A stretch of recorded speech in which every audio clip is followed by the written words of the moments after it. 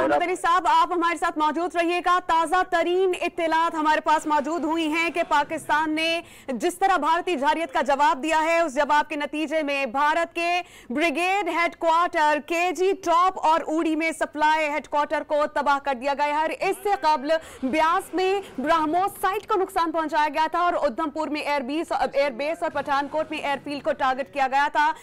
DGISPR की जानिब से यह वाज़ेह तौर पर कहा गया था कि हमारी अमन की ख्वाहिश को कमजोरी ना समझा जाए, क्योंकि जब आप हमें प्रोवोक कर रहे हैं, भारत को ये कहा, तो उन्होंने कहा कि जब हम जवाब देंगे तो भारत नहीं पूरी दुनिया देखेगी। तो अब आज बाज़ाब्ता तौर पर पाकिस्तान की जानिब से ऑपरेशन बुनियानुम मरसूस का आगाज कर दिया गया है। इसे सूरह सफ की आयत नंबर 4 से ये अल्फाज लिए गए हैं, जिसका मतलब है सीसा पिलाई हुई दीवार, जिसमें दुश्मन को ये वाज़ेह जवाब दिया जा रहा है कि हम अपनी सरहदों की हिफाजत करना जानते हैं। ब्यास में ब्रह्मोस साइट को नुकसान पहुंचाया गया, उधमपुर में एयरबेस को टारगेट किया गया, पठानकोट में एयरफील्ड को टारगेट किया गया। और अब ताजा तरीन इत्तलात ये हैं कि भारत के ब्रिगेड हेडक्वार्टर केजे टॉप को टारगेट किया गया है और उसके बाद उड़ी में सप्लाई क्वार्टर्स को भी तबाह कर दिया गया है। और पाकिस्तान ने यह वाज़ेह तौर पर कहा था कि हम अपनी पसंद की जगह पर टारगेट करेंगे और हमारा टारगेट भारत के सिविलियंस नहीं, हमारा निशाना भारत की आर्मी होगा। और अब पाकिस्तान की जानिब से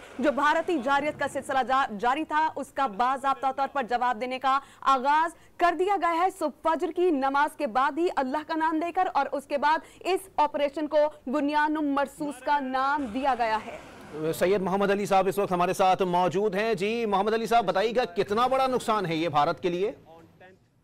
देखिए, मैं समझता हूं कि भारत को आज जो सबक सिखाया गया है वो उसको बहुत तवील अरसे तक याद रहेगा, और ये बड़ा कीमती सबक है। यूं लगता था कि 6 साल पहले हमने जो सब्र और ज़ब्त का मुजाहरा करते हुए स्विफ्ट रिटॉर्ट किया था, उसका सबक जो है थोड़ा सा उनकी याददाश्त में धुंधला गया था, और जिसकी वजह से उन्होंने पिछले 3-4 दिन में जो तर्ज अमल दिखाया, आलमी ज़ाब्तों और आलमी जो ताकतें हैं और हमारे दोस्त ममालिक की सिफारतकारी के बावजूद,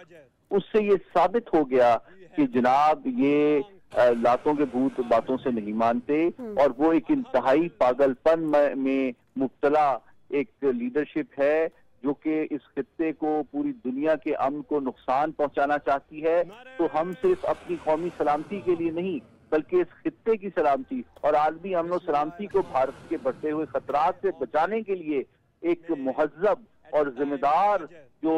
अक़वाम आलम हैं, उनके बिहाफ पे ये हमने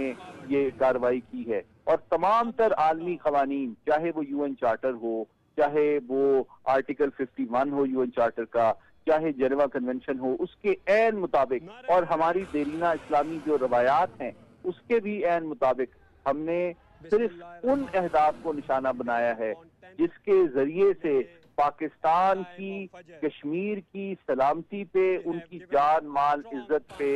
एक बुरी निगाह डाली जाती है। जहां से और जिन हथियारों के जरिए से या जिन बेसिस के जरिए से पाकिस्तान पे जाहिरियत की जा रही थी, हमने उन्हीं के आंखें निकाल दी हैं। आज उन्हीं बेसिस पे, जिन बेसिस से भारत ड्रोन्स लॉन्च कर रहा था, या जिन बेसिस से भारत जो है